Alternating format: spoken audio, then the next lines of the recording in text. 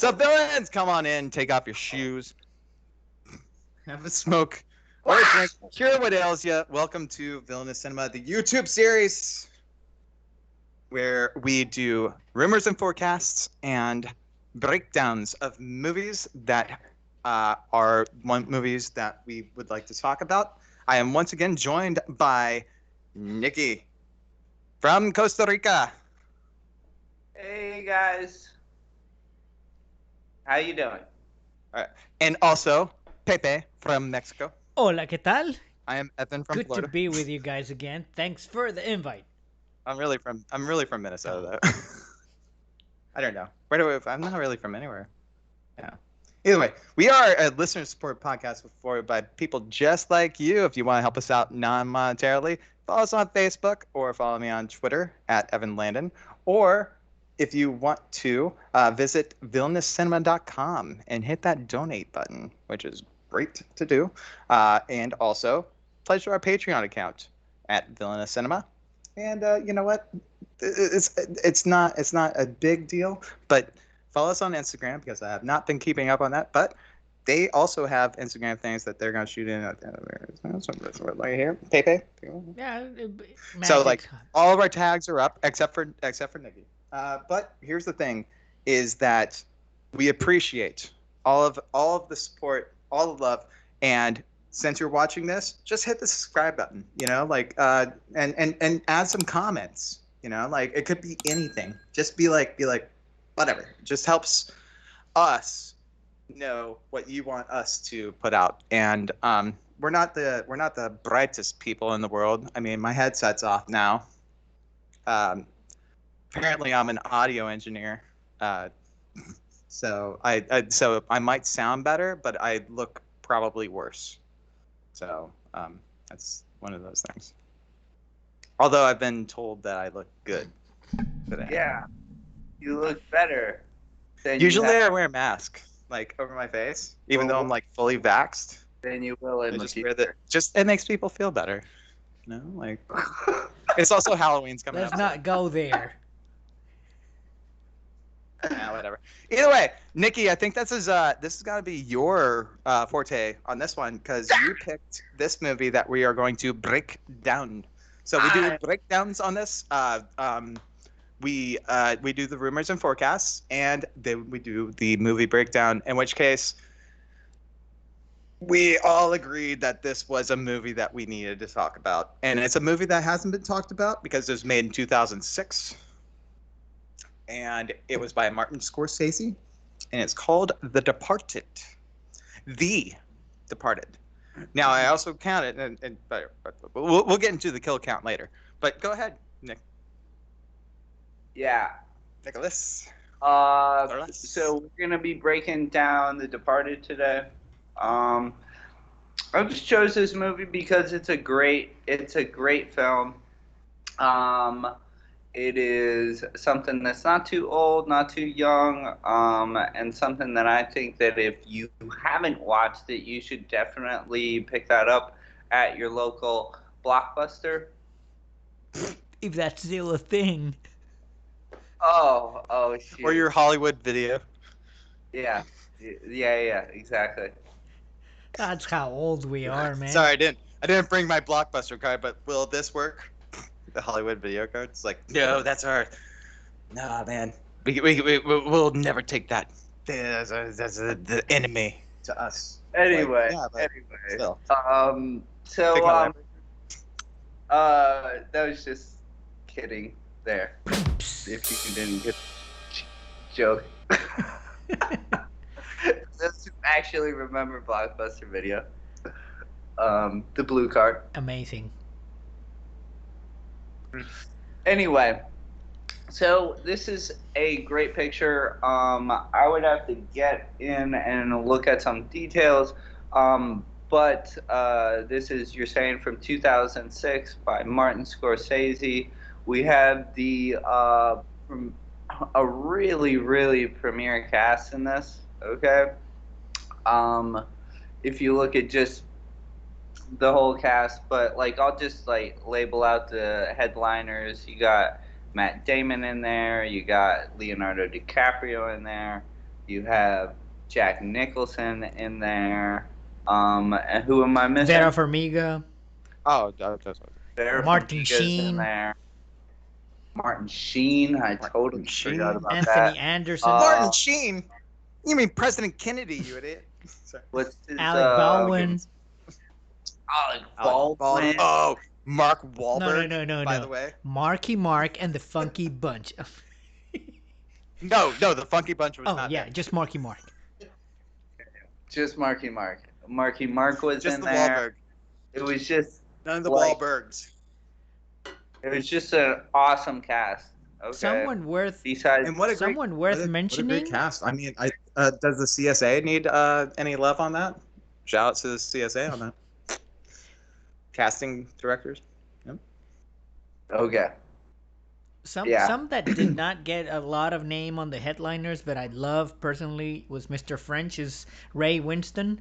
He was very good. Mr. French, that piece of work for him, it was very good. He's not those top names, but on the acting, that character was amazing for me as well. Now, if you like him, you should check out Sexy Beast. Making my note. Sexy Beast, headlined by Ray Winston, and then played against by Sir Ben Dane Kingsley. Kingsley. Sir Ben Kingsley. Is he Sir? Okay. Same dude who did Usual Suspects. Brian Singer, I think. Yeah. He also did that one movie with Benicio del Toro and Tommy Lee Jones, The Hunted. Yeah, but those are his only two good pictures. Noted Yeah, that no, one. no. Great cast. Great cast. But that was really good. Really good. Anyway, back to The Departed. Great cast, okay? And here, I'm just going to start this out with, like, you know, a general story, okay, of what happens in The Departed, okay?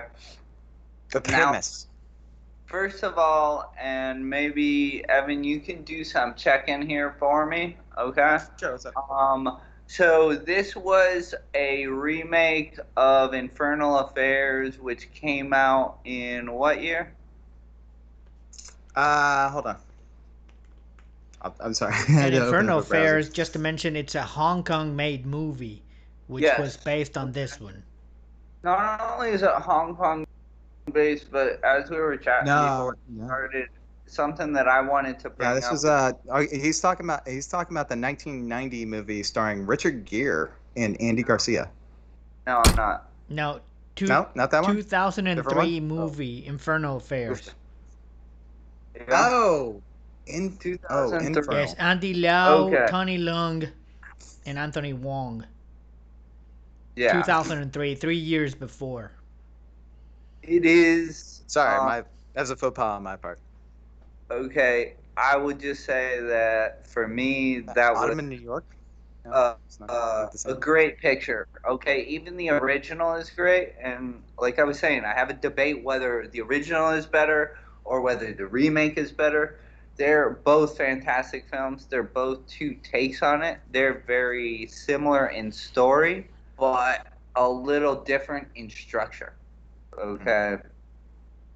And there's some things that are included in one movie and other things that are included and changed in the other movie. Okay. You know, one of it, but it's generally the idea is that you got a gangster and he puts a mole in the police department, and then we have the antithesis to that, which is, you know, the cops putting a mole in that gangster's organization, and you essentially are watching these two people kind of try and find each other in their reciprocal organizations. Okay? So that's in a super broad sense of just to not go into too many details, because I really would try and like stay away from spoilers. This is such a fantastic movie, okay? Some may say that Goodfellas is Scorsese's best picture. Some others may say Taxi Driver. Some may say that Raging Bull is his best. Okay, I say that those are all noble and debatable questions. Okay, but also that motherfucker's still alive, man. Still kicking it at 78 at the time of this video. But Departed could easily be put in that list of his best pictures. Okay. Mm-hmm. I think it's a phenomenal picture. It's my favorite. The how he builds a world is really good. It's just phenomenally done. But to start out with like some of the performances that like really just stand out. Okay. Why don't you go ahead and start this up for us? Well, Pepe? The one that steals the movie for me and every scene that he was in is Jack Nicholson. You can either put him as a voiceover on every violent scene, and it's just perfect. You cannot have it. Man, put him on the Lakers court. Of course. But for example, the one scene that I love is he's doing the voiceover whenever Leonardo DiCaprio is getting hit on the arm. And that voiceover, some violence, is just perfect. So even though he's not in the frame, he was doing a very good job. That's the one that stands out. And the other one for me, it's Leo DiCaprio, a talent there because first he seems angry, then he seems like dumb, and he has to play dumb, not knowing who John Lennon is. So that character, to me, it was worthy of an Oscar and not The Revenant from Alejandro González Iñárritu, in my opinion. So Leo DiCaprio's range in that was just amazing. Those two, to me, stand out more than the others. Yeah, and everyone was up in arms when he didn't win it for Wolf of Wall Street. I was like, Departed was where it really needed it. Because he was, I don't know, was he billed as top actor in here or no? Well, the thing is, he was billed as top actor. This was one of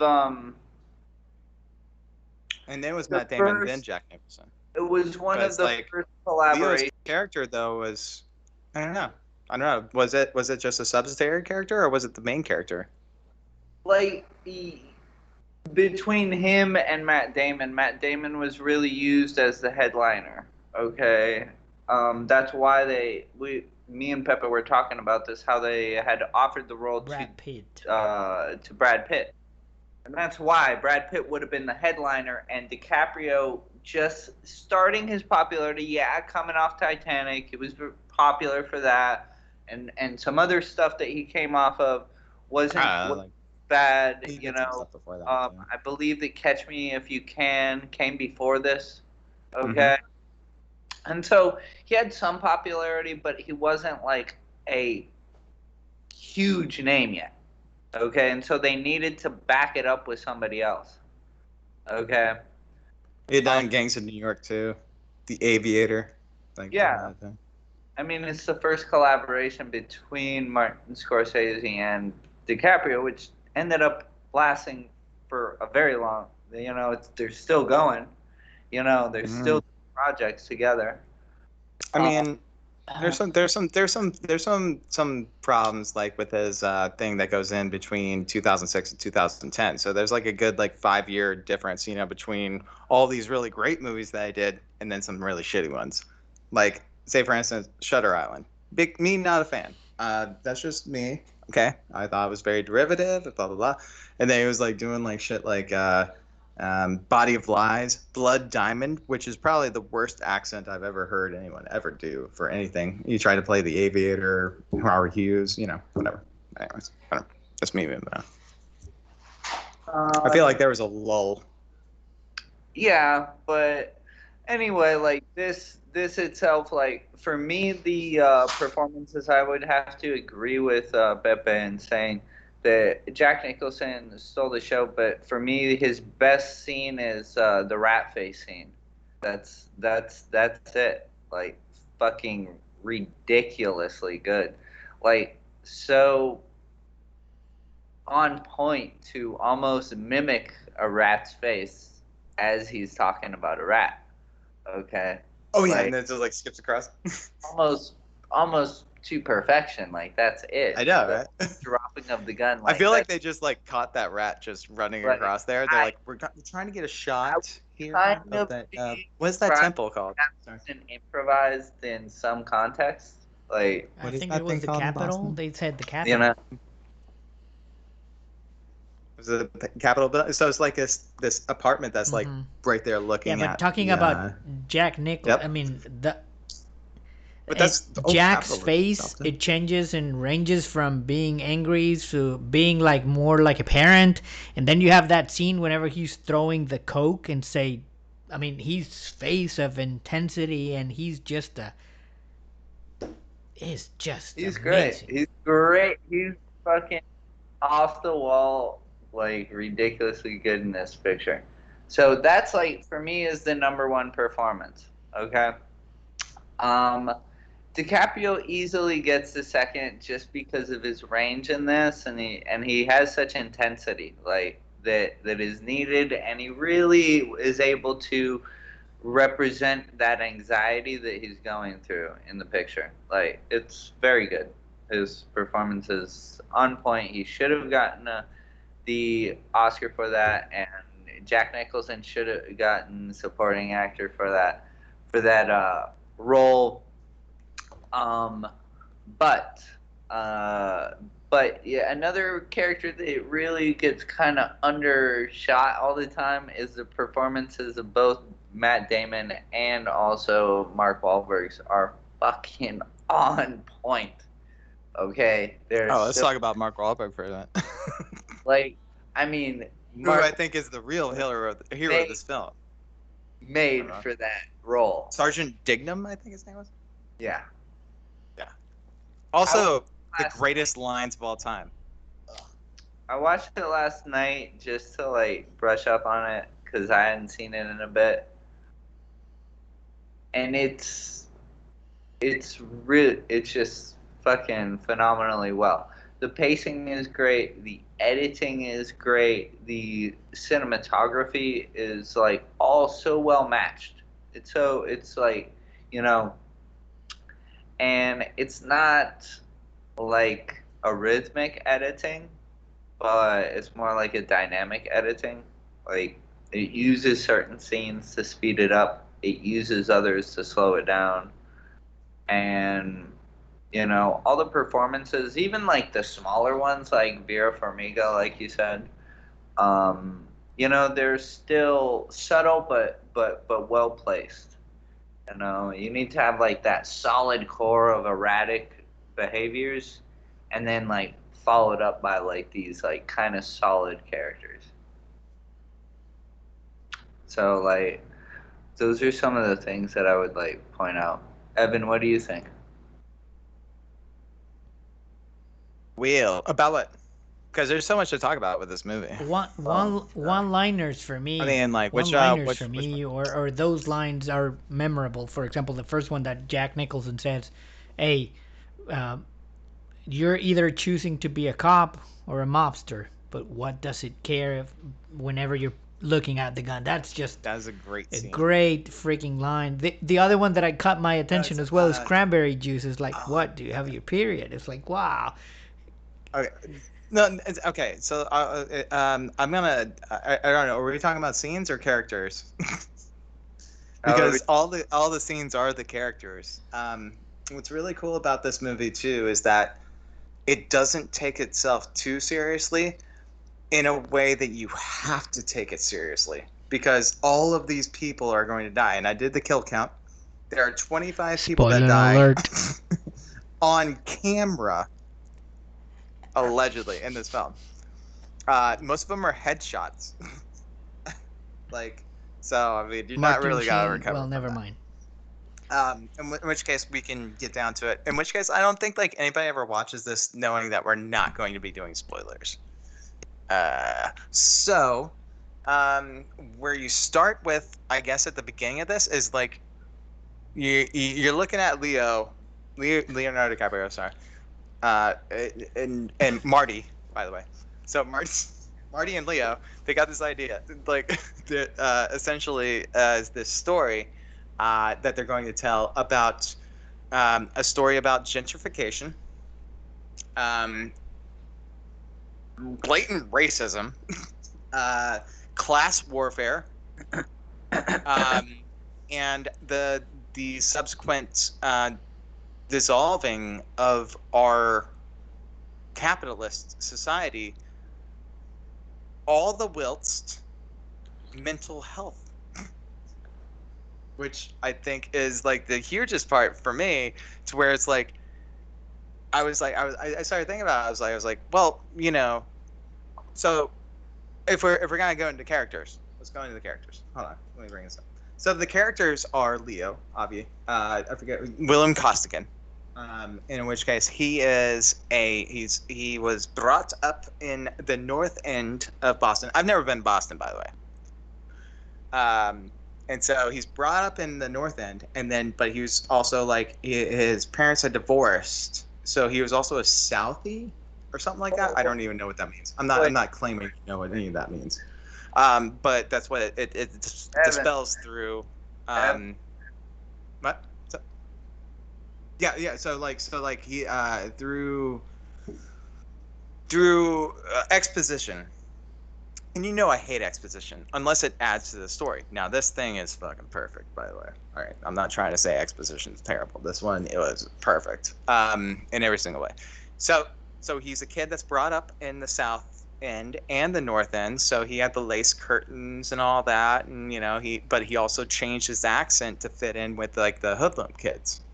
But that's never shown, ever. But Mark Wahlberg, dang him, like he figures it out from the very beginning. He's like, I know what you are. I know what you are, and you ain't no cop.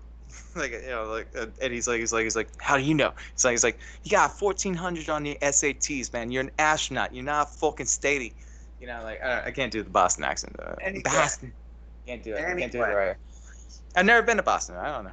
But but believe it or not, Matt Damon and Mark Wahlberg, they all, Alec Baldwin, all of them, like they were all from Boston, so they knew like what it's like to be there, and they all like have like ties to it. So Scorsese himself too was saying like, he's like this is like a hallmark to my heritage, But that being said, like your main character is Leo, and he gets top billing, of course. So you're like following this character throughout it. Now, is that the character that comes out on top? I think is what the story is about. It's not just a story about one person. And I think that, and that's why I love it, because it's an ensemble. It is a true ensemble film. Well, in order to look at this story, you really have to look at the career of Martin Scorsese.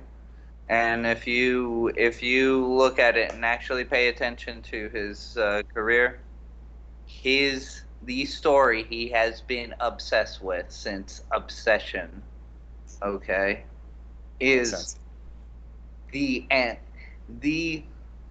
protagonist demise is because of themselves and their greed.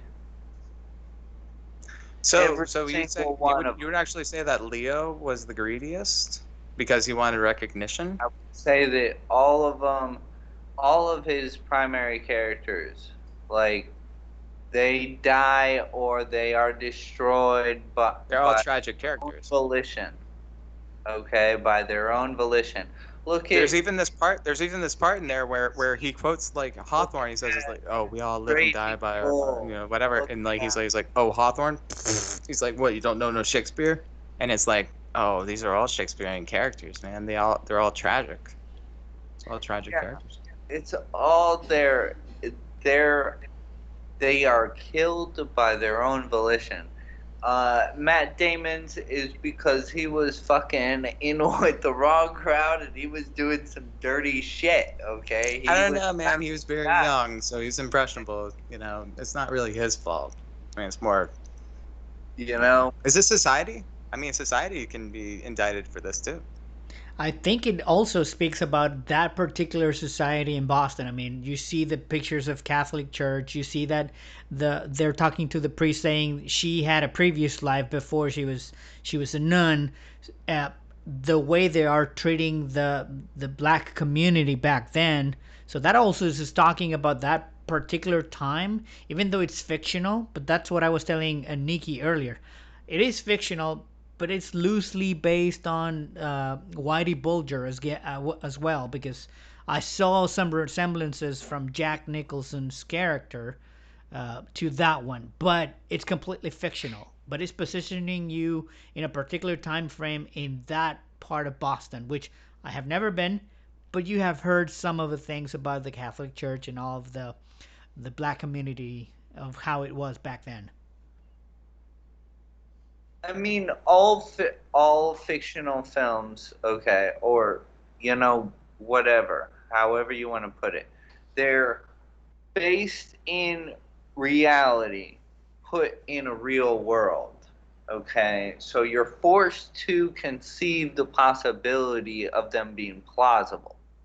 Okay, you know, the whole psychological thing, like it's a lot easier to feel emotionally attached to, in my perspective, it's a lot easier, okay, in a film than in a Agreed. painting, okay, because even though a painting is emotionally reactive to you in a sense, like it's harder to put yourself in that fictional world because it's so outside of your norm.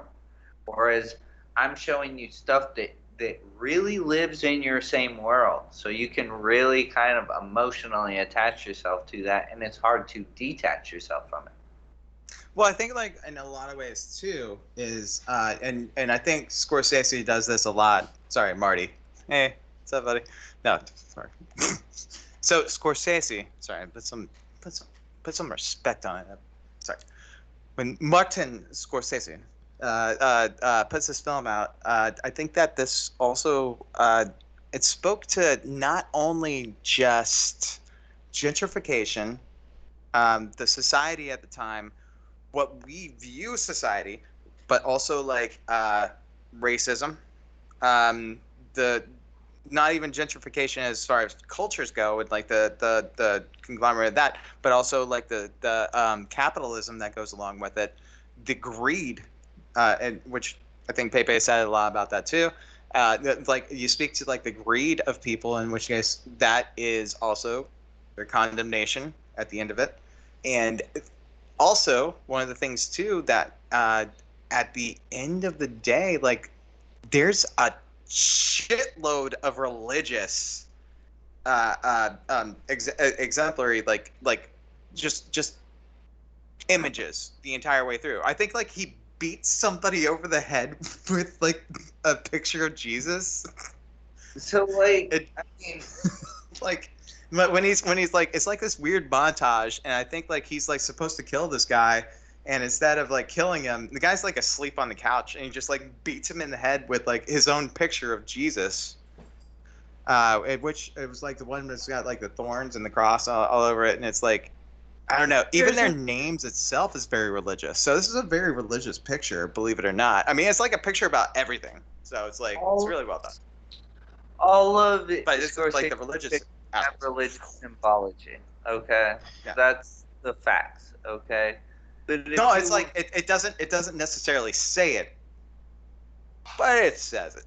You know, like because like every single time they're like what, you're not Catholic? What, you don't love Jesus? Things like that. It's like these are things that would turn a person in these gentrified places.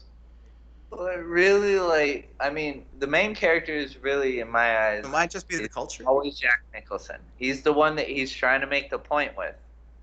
Leo, he's just collateral damage, and Matt Damon's just like an extension of like Jack Nicholson's character. I could speak for that too. because like he wants to be his new father figure, because that's how he gets Matt Damon at the very beginning, where he says to him, he's like, hey, you don't need to be by. Why don't you come work for me? You know, blah blah blah.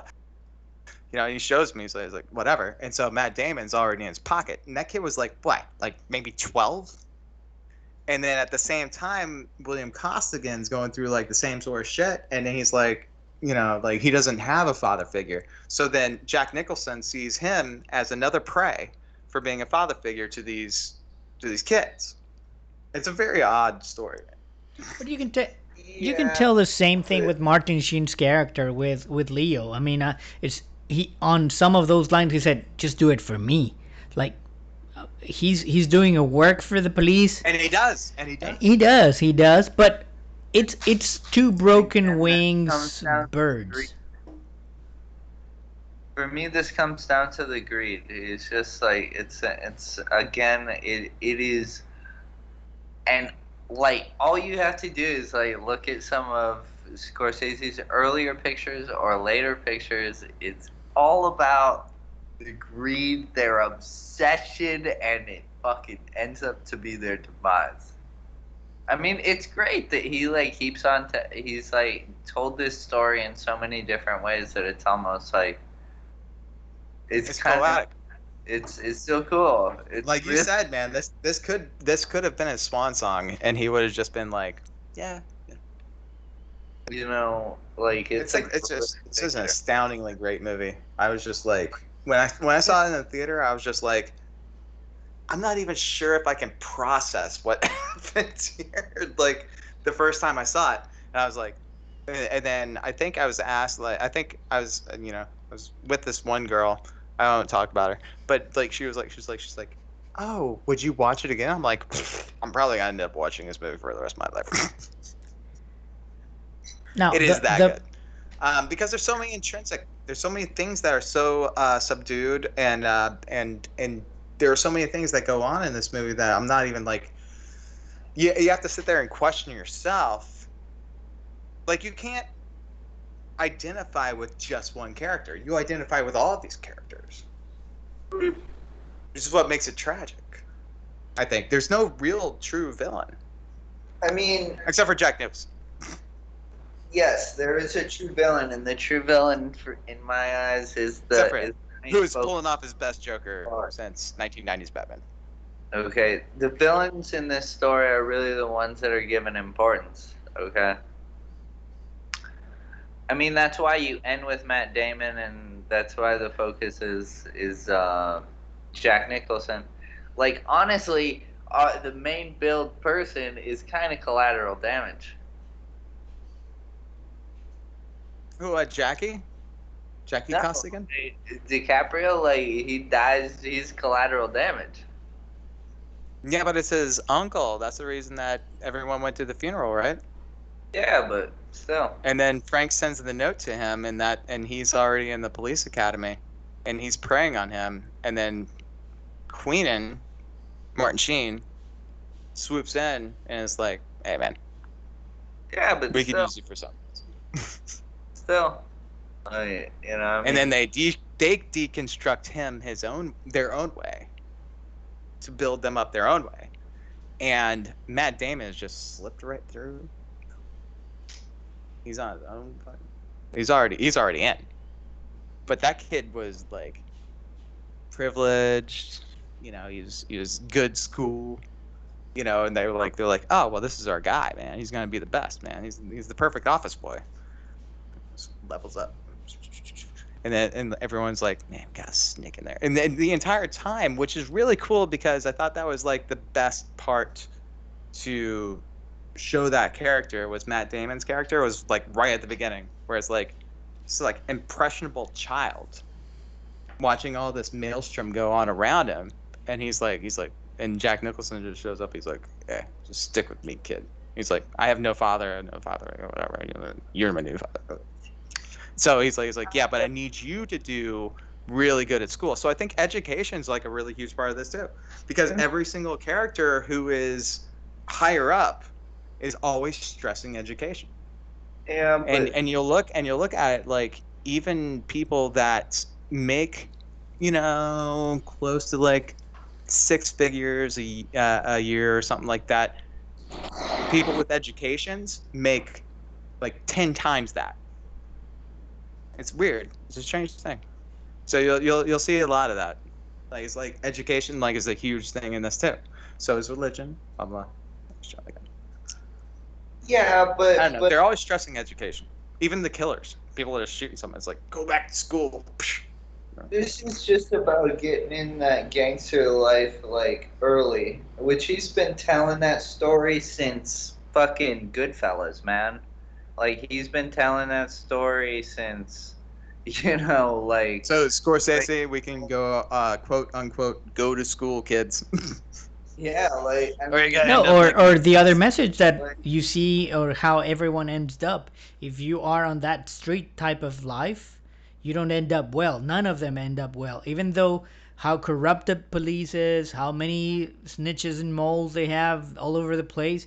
Still, the police in the end prevails. So that's the other hidden message. Well, I would even say this too, is that Mark Wahlberg's character, the reason that he is, and of course, like no one's waiting for spoilers, because if you've seen the movie, you've seen the movie. If you've gotten this far into the podcast, you've probably seen the movie.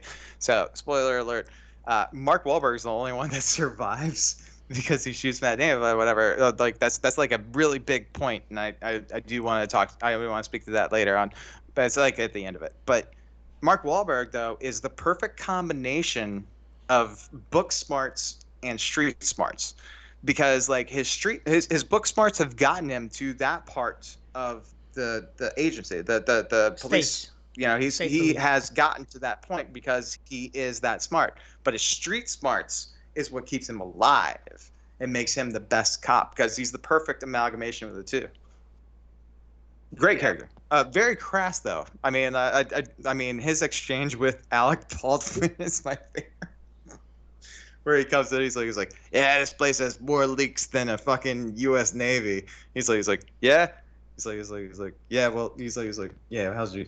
Yeah, fuck you. And this lady's like, yeah. How's your mom doing? He's like, nah, she's tired from fucking my father. It's like, it's just so wild. I think I was off the cuff. I don't think I was in the script. For me, this is just like, I mean, it is great, but it is very logical continuation of his career. He is very common to show, this type of underworld lifestyle in contrast to this other lifestyle of like law enforcement and this and that and the other. Yeah, but we can agree that this is probably Mark Wahlberg's like finest moment. Down anyone, how their greed will take down anyone, is, in my opinion, like, the whole story, and the story that Scorsese's been trying to tell like his entire career, like just perfecting it in different ways. Yeah, in my eyes. If you see it, it's all Goodfellas. It's The Irishman. It's all over the place. Shutter Island. Yeah, like it's all of them. Like, there's a couple that are off the wall, like Shutter Island. It's like a little different. Even Taxi Driver is a lot different from his normal work, but you have a bunch of them that are very similar. Like, you can see the similarities in Goodfellas very much in this picture, and you can see the similarities in Casino to this one, like, which are both like great pictures, phenomenal pictures. He's a phenomenal filmmaker. He's just perfected his craft like so well, even his bad movies are pretty fucking good. Which one, Scorsese? Yeah. Scorsese? Marty? Yeah. Marty, if you're watching this, big fans. He's gotten so good. Like, so what's the other wait, what was you had the other part too, you were gonna ask me. Was it I think you said something about expressionism? No. No, you didn't? Oh. well, never mind. No. So I mean, like, Oh. this is you know, and like always, like his cinematography is fantastic. His the way that he tells a story through the editing is phenomenal, and the writing in the script for this is exceptionally good. Not to mention that, like, the original film is really, really good. Like, I would definitely recommend for everybody to watch, like, both of the pictures. Like, in either order, it doesn't matter. You're probably more likely to watch this one because it's got, like, Dicaprio and Damon and Jack Nicholson and all those people. Oh, But you're talking about Internal Affairs. but but Infernal Affairs, like, Oh, is Infernal. Sorry. It's really, really good. It's like an F. It's with Tony Lung. Don't watch Internal Affairs. Watch Infernal Affairs. Pepe, Don't can you get- like hey, cross out? And... Shut up! Don't confuse them for no fucking reason. I know I'm looking up the wrong thing. Yeah, right. Whatever. No, I don't. Infernal Affairs. We'll have the correct reference in there. Don't worry about it. I'll talk to post production. All right. Sorry. Go on, Nick. Like, anyway, like, they're both great pictures. It's got Tony Lung, who's who just came out with Shang-Chi and the Ten Rings. So that was one of his earlier pictures before he made the break into Hollywood. Great actor. I've always enjoyed his work. I know I'm a big fan, and that original picture, it has some things that I would have included personally, if I was directing the picture. But I'm not Martin Scorsese, and And we're not Leo DiCaprio or Matt Damon. Yeah. So you're talking about Felix Chong, though, right? The original writer Yeah. from Hong Kong, that did Infernal Affairs, Project Gutenberg, Overheard. Yeah, like that was Infernal Affairs was the original picture. So, like, they had three Infernal Affairs had three installments. They had 3 Overheards too, man. I guess that's a very, very big deal in Hong Kong. So they kind of crunched a lot of information into one film, but like I was mentioning, there was a whole part of use of the Morse code. You would have to watch the original. You'd have to watch the original picture to kind of understand. Oh. But the use of the Morse code in the original film, I thought was something that was taken out of the remake, that should have been used. Okay, it was a cool addition. How like, and that's why, like, in the remake, that he's like, oh, I'm not gonna wear a wire, this and that and the other, and it's gotta be by phone. Well, yeah, he said he doesn't, but in the original, like, they use, like, mics in, like, outside of, like, locations where they are at, and they use Morse code in order to communicate, like, with Martin Sheen's character in the remake. Okay, so that's like the way that DiCaprio would have communicated with Martin Sheen, theoretically, like, and that would have been, for me, that would have been super fucking cool. Okay, If I could tie the two together. it would have added, like, for me, that would have added, like, a level of, like, knowledge that we were not aware, like, it would have made DiCaprio more of a cop in our eyes. Okay, that he had some knowledge of what a policeman is, and he's, like, clearly, like, as a mole. Well, I think, like, there's that one part in the movie itself too, where, like, Mark Wahlberg even says to Leonardo DiCaprio, he's like, you're not a fucking cop. You're, like, I'll tell you what you're not. You're an astronaut. You got 1,400 on the SATs. You're not a fucking cop.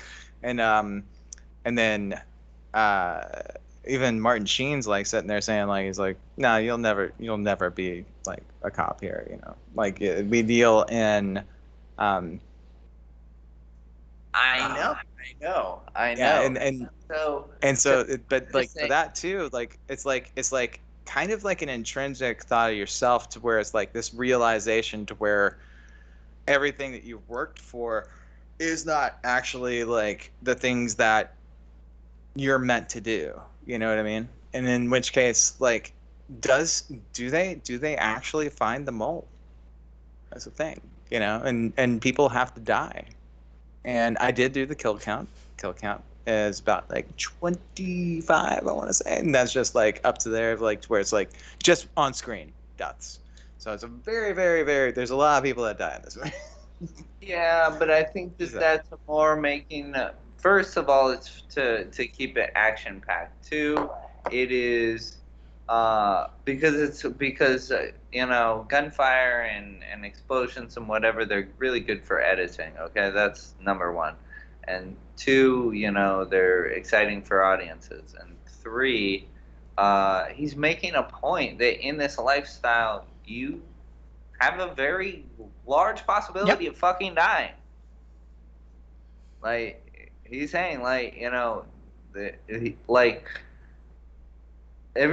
people say that he glorifies the gangster life. I think he shows it in an honest way that, like, you know, this is bad and you're like gonna die. And it's the same way, and the entrance to that life to the finish of one, because Leo DiCaprio enters into Costello's life because of violence, because he was hitting on someone from a different region, and that was the first he got the attention from Mr. French on a bar fight, and then he got the attention from Costello just hitting someone in that store. So you entered through violence and you go out in a violent and in a body bag. So I agree with you, Nick. Yeah. There's a lot of little points there he's making about racism. There's a whole bunch of like political points that he's making. Okay. And that's fine. You know, that's cool. You know, like, you know, you can see him if you pay attention to him. You know, he's pointing out the hypocrisy of racism. You know, you see it in the machine gun scene with the Japanese or the Chinese people. I forget. And you see it in the beginning opening sequence where it's going through that documentary footage. And you see it in him beating on the Italians and stuff. The store as well, he calls him Babu. Yeah. Ooh, there's a lot of racist slurs in this movie, by the way, too. So and it's coming from a very derogatory place, but it's always like I don't feel like it was written in there to offend anybody. It was just kind of like to tell you this is the setting. Same way with the black community and the Anthony Anderson character. No. I think he's correct me if I'm wrong, but there's not really like multiples of one race doing racist shit to another. There's almost a scene per race doing racist shit to another. And yeah, it's not the overall theme, but it's kind of like an underlying theme. But it's like not. It's not so underlying that it's like it's left out. You know what I mean? Does that make sense? I think his point is not so much. This group is racist against this one. He's making he's putting something around his story that's saying that this racist shit is like everywhere. Yeah. Okay. Yeah, it's rampant. Yeah. And then he's showing outside of that, it's like, oh, he's making those small points. Then outside of that, or inside of that, however you want to put it, you know, he's showing this very tight-knit, you know, white group. Yeah, little communities here and there that are living in the same areas. And by the way, I mean, like I've never been to Boston, so I can't speak to it. So like, I do know what it's like to be like people on top of people, on top of people, on top of people, on top of people, and then it's just like we're just putting all these people together because we have no idea what to do with them, and they don't know what to do with themselves and things like that. So it's like there's a level of hopelessness, I think, in a lot of ways.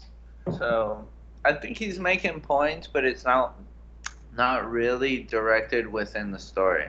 But I think what the story when the story comes out though is that with this level of hopelessness, Jack Nicholson comes out to be this deity, because I think there's even like some things that he says, like he's like yeah, well, your God doesn't give a shit, I'm your God now, or something like that, something like that, like I'm like quote unquote, but he says something like that, like like there's a lot of biblical references too, because in that area, like very very Catholic themes running through this thing, very very like prominent, in which case, like I think a lot of that has to do with Scorsese's upbringing too, because he was very very Catholic too, so it's kind of a just unburdening, like unloading like all the shit that he's been going through. He's just like, yeah, well, like everyone that's there is, they're highly religious, and like you'll even see like it's the only times that character is at a complete and total loss that they take the Lord's name in vain.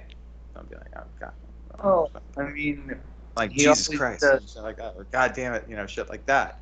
It's like only in these times of complete and total peril that these characters utilize it, which I think is very profound. I don't know.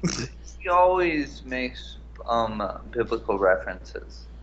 I mean, I do it when I stub a toe. Martin Scorsese himself was gonna be a pastor or priest or some shit like that before he became a film director. Yes. You're always gonna. So in this one, you can see a lot of it in his pictures. Like, he is a biblical person. He is a religious person. But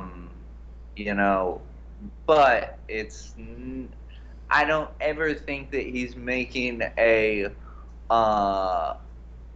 religious statement with his films. Okay, it's something out.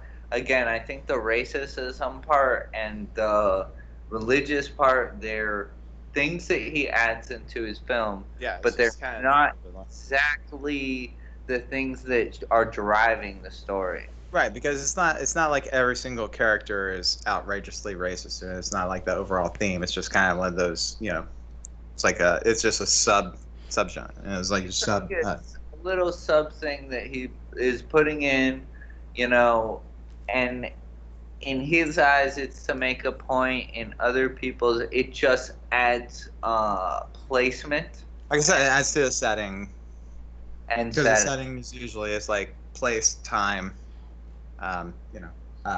weather. Yeah. So for us, it's just like it puts us like, what does the religious context like tell us? Well, it tells us that Boston's a highly religious place, and these things that are, which I think he did very well. Did he did Gangs in New York, right? Yeah. So in like Gangs in so like in Gangs in New York, that was like a complete total setting like a world building thing he does. Yep. Okay, it's a world which he does very well. Which is to put into add emphasis, and the production design, to point out, is really really fantastic in this. It really does transplant you to that time, late 70s in Boston, which I've never been to Boston myself, but was it in the 70s? No, this was based in. That was based. No, based on the cell phones, because it was dated as well. It's a flip phone era. Its messages is around that time. So when it was like flashbacks, you were brought back to it. Right? I don't think there were a lot of flashbacks. I don't remember. I don't recall anything. I mean. No, it's just like at the beginning.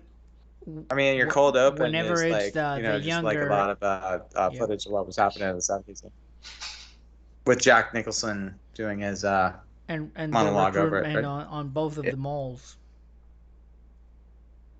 Mm-hmm. Yeah. Well, I think that he only recruited Matt Damon, and he didn't know Leo at that point. Costigan. He knew his dad and his uncle Jackie, whom he liked a lot. His dad only handled luggage at the airport. So it's another thing about the caste system, I guess, in that way, because Jack Nicholson's character only cares about like rising above the cast, because like you'll see like a lot of his lines are like I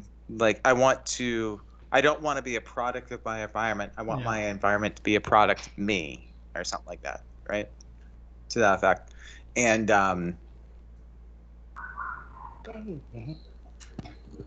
Sasha, say hi. Beautiful cat in the world. So like in a lot of ways, he's like, well, I looked down on your dad because he didn't want to be a part of the mob or anything like that. He didn't want to be anything more than a luggage handler. And then his uncle Jackie ends up dead in like Florida, swamp in Florida or something. Like they're like, oh no, it's terrible. Had it been those guineas or something like that. It's like, But at the end of the day, you find out that Jack Nicholson himself is a FBI informant. So he might be the one who's responsible for his uncle's death. Yeah. No, I mean, in this, that's okay. In the original, they show you a lot more of the story that happened when they were in the police academy. Or you're talking about Infernal Affairs? Yes. Okay.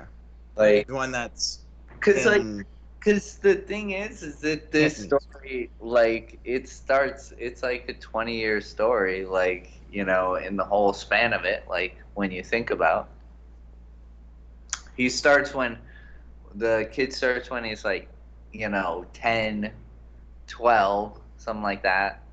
And he goes all the way up until his like mid-20s. Okay, so it's at least like 10, 15 years. You know, the whole story. I don't know. I can't tell you if I've seen it or not. I might have. I don't know. But I can't like necessarily tell you. But I don't know, that's the thing. It's like I know of that movie because I had to watch like a bunch of movies, like Hong Kong movies. But yeah, that was I don't know. I can't tell you about the original, but I can tell you about this one. Is that Jack Nicholson? Oh, Mr. French. Can we talk about that guy? Oh my god. Can we talk about Mr. French for a minute? Because there's this one part where Jack Nicholson's like, where they're sitting there and they're wondering if Billy Costigan is a cop, in which case he is, but he's pulling it off great. And they already have one of their own who's a cop, who's Matt Damon, right? And that's not like gonna get, you know, intertwined. And there's this part where they're sitting there and he's like, I don't know, I don't trust anybody. He's like, who can you trust these days? He's like, I can trust you. And he's like, yeah. He's like, you ever trust you trust your wife? He's like, well, I made her trust me. And he just like, it's like shows him like killing garroting her with like a shower curtain. It's like, what? And he says, you're 1 in a million. He says, no, so like 10 million. 10. It's like, oh, really? That guy was no good. That guy was really good. You know, but I mean, like, when you're surrounded by people like this, in which case, like, I mean, the story could have just been about him, you know, like him being a serial killer, you know. But the stories, it goes much deeper than that because it's not like a story about pathology. I mean, it is because there's a psychiatrist, and that's just such a great story. It's more. I mean, even those side, you know, murders are more like. I mean, all these characters are just well in depth, man. They're well drawn out. They're very, very well done. Their place in there is saying, you know, like, even the innocents get killed. Even the innocent ones in this like scenario, in this life, in this world, will die. Oh yeah. Oh, definitely. I mean, you don't like. I would even go so far as to say, like, I don't think any of these people like are completely innocent because like all these characters have some sort of, back. Even what's their love interest? The psychiatrist for the police. Like, she's not even all that great. She has some fucking character defects because she like literally cheats on her boyfriend because she's like, I'm just not into it anymore, and fucks one of her clients or one of her patients, and then I think there's a scene in like like when they're at dinner, and he's like, what if he came through that door? What if he just walked through that door? And she's like, I would lie. Now, I think there's one innocent character that gets. I mean, there's one innocent character that gets in the way. Probably would be what would happen. I think that's more putting into question. I mean, Matt Damon would probably kill her. What is because I think he even threatens her like on their first date. Like, I think he actually threatens her. Like she says something like along the lines of like, oh yeah, what if I don't? And they're eating some dessert, and he's like, well, I'd just kill you. And they stare at each other. He's like, I'm just kidding, and they both laugh like. I think that's more about what is honesty and what is loyalty. Oh, that is a huge part of it. Then I mean that whole dynamic. Not what you just said. Okay, in my eyes. But I mean, for a therapist, that's something that he's putting into question. Like who watches the Watchmen? What are your therapists doing in their spare time? That sort of thing. You gotta think about that. Okay, because yes, the whole infidelity is as a bad thing, but she's really the best one in this whole story. Like, she's like the good one. Like, in comparison, everyone else is like killing people. Yeah, but she's still like shit. She's so not. Like out of everybody, it's like, well, I don't know. Everyone else seems like really, really, really, really bad people, but yeah, pretty good. It's like being the nicest person in prison. Or being the smartest kid on the short bus. To the degree that Nick is saying, she's not killing anyone. I mean, that's comparison. She's not killing anyone. She's actually the one that's given the information to bring down. And she's trying to help cops because she said some people I want to help. So yeah, she has a flaw like all human beings, but it's not. Actually, she is. The only person that doesn't kill anybody. She's I mean, everyone else is a murderer. Anthony Anderson's character, he gets shot, and he tried. I mean, no, he's the one. No, he shoots. He's the one that shoots Leo. But not on. He's a murderer. So he's doing his duty as a cop. And he was also trying to get behind Matt Damon because he was saying like, okay, why are you using my phone? Whenever he goes in as a lawyer. So I think that was some goodness on his behalf. He was not acting like I want to kill Leo because he was doing his job as a cop. No. I'll say this. There are only two people in this movie that I do not see on screen murder somebody. And that's Alec Baldwin and Martin Sheen. And one of them dies. What's your point? I don't know. I just wanted to bring up Alec Baldwin. That's what I thought. Like, there's... like, again, the death is... pretty much everybody kills somebody in this movie. All this movie is about honesty, loyalty, and, greed. Is it? I mean, because, like, I think, like, in a lot of ways, like, a lot of the people that are even still honest and loyal, die. Perhaps even still being murderers, get killed. Yes. Even the innocents, like... I mean, it's just a fucked up world. I mean, it's pretty much at the end of the day. To show how fucked up this world is. But you know what? At the end of the day, justice question mark is Prevailing? is in, you know everyone gets what they get in the end. Lots of headshots too.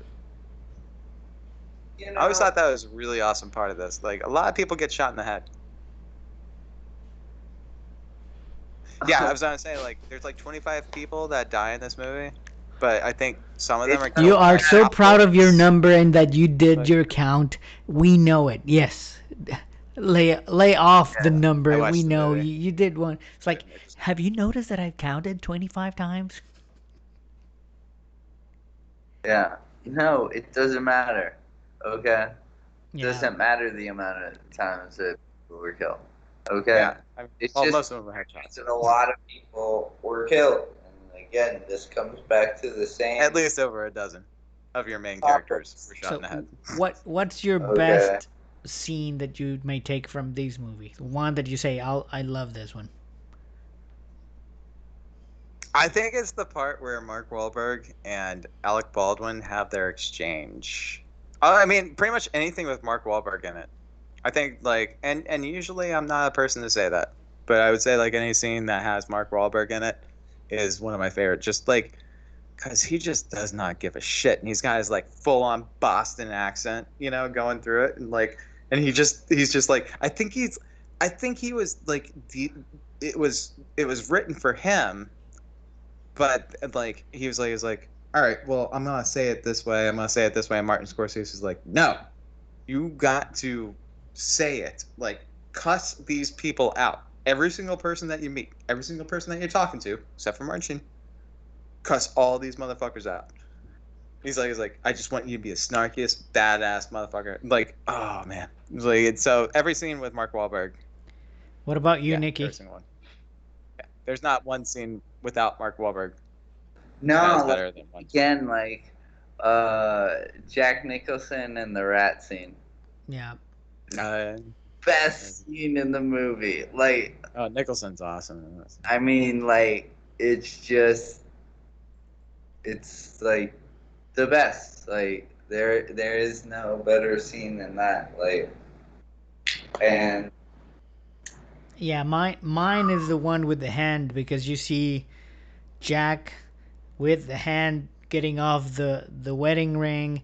Then you see Mr. French like all like, I don't care, this is not real. And then Leo getting all nervous because he was wired and he saw that. And then Mr. French came back and said, hey, it was nice of you asking what hand you used to jerk off, and you have the hand right there. To me, those three and that scene in particular is my favorite, because I love those three actings.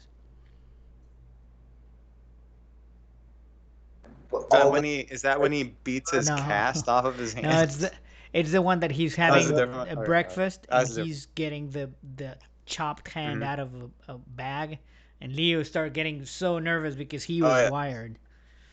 God, he's what's gonna happen? Like the rat scene, and maybe that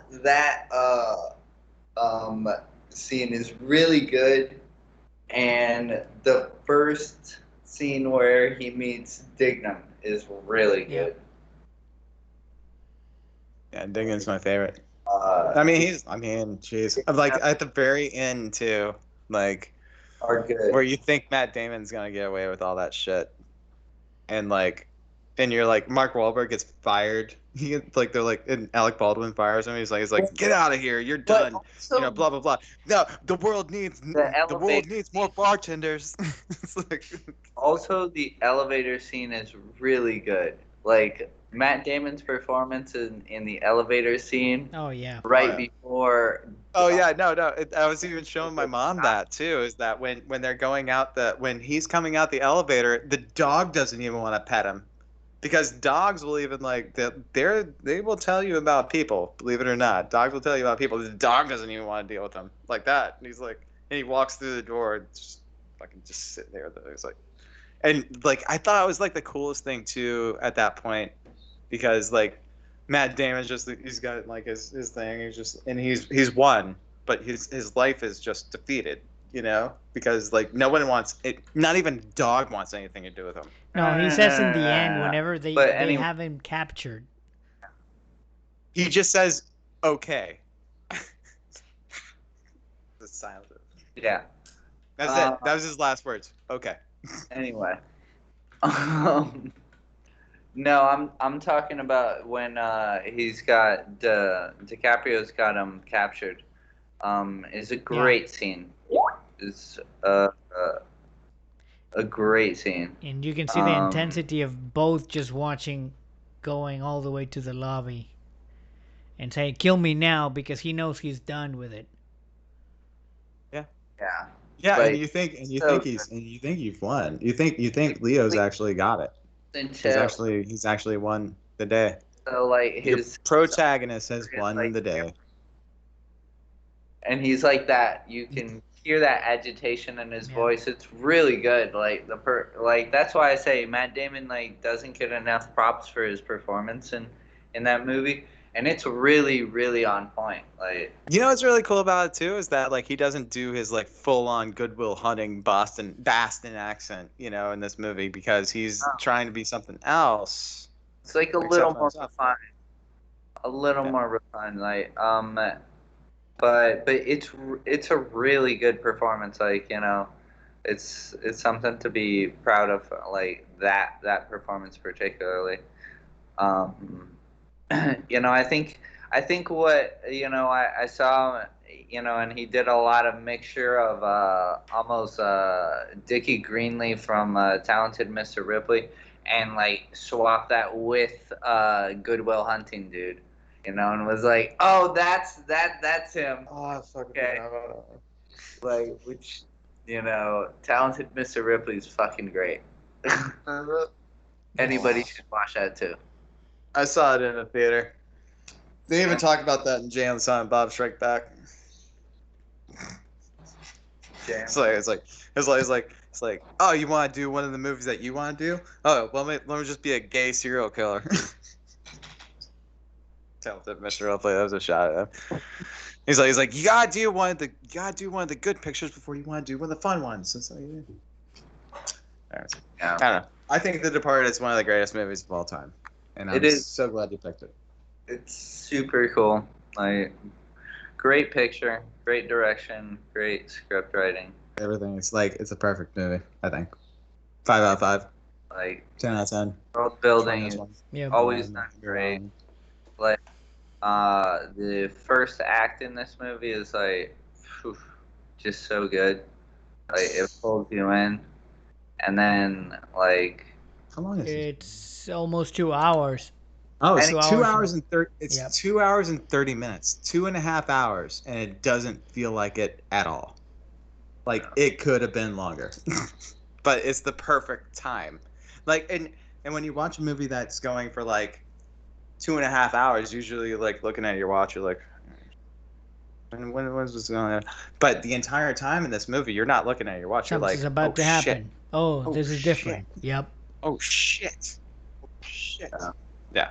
So it's a complete and total classic opus that's almost Shakespearean. Some of his earlier pictures, but with the use of intersecting stories.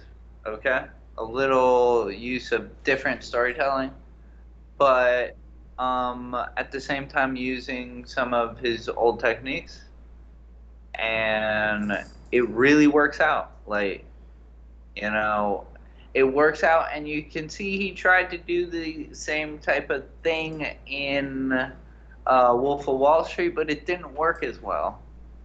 You know? I didn't like Wolf of Wall Street. I don't know. I'm like one of those weird people that doesn't. I don't know. Like things that like, but I think that like that's like a complete and total like, you know, like if you're talking about people that. Well, I guess it's the same story, I guess. Like people that want wealth, and they accumulate it. But then you're talking about like the ones that the class. So like I mean, there's a huge working class thing in here too, because even Leo's character from this movie, he doesn't want to be like he just wants to be in a higher class. Like he doesn't want to be just one of those street rats anymore, you know? So like that's something that like he aspires to be. So I guess like Wolf of Wall Street's kind of like, I don't know, two different characters. So I mean, you can't really can kind of gauge all of his performances in a lot of ways. Like again, like I pointed out, like he always does this greed demise thing, you know, like it's your own volition that you're your destroyer. Like I mean, it was like The Beach, Romeo and Juliet, you know, yeah. So it's like I just want, and then I destroy myself. Yeah, I mean he. Except for what was he eating Gilbert Grape? I think he was just retarded.